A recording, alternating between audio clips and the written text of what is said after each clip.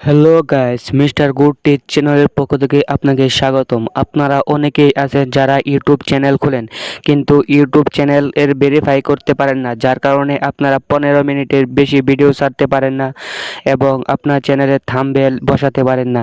তো আপনাদেরকে আজকে দেখাবো কিভাবে ইউটিউব চ্যানেল ভেরিফাই করতে হয়।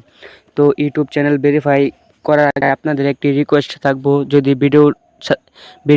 ভিডিওতে যাওয়া যাক। তো প্রথমে আপনারা ক্রোম ব্রাউজারটি ওপেন করবেন।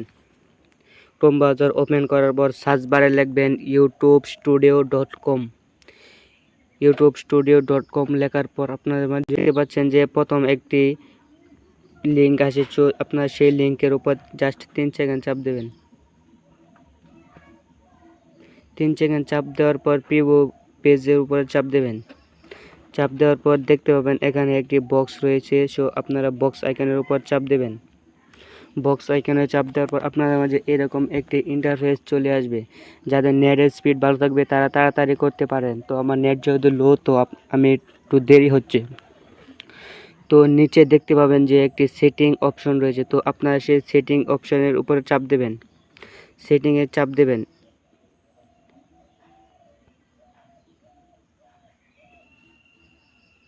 সেটিং অপশনে চাপ দেওয়ার পর আপনাদের মাঝে এরকম একটি ইন্টারফেস চলে আসবে।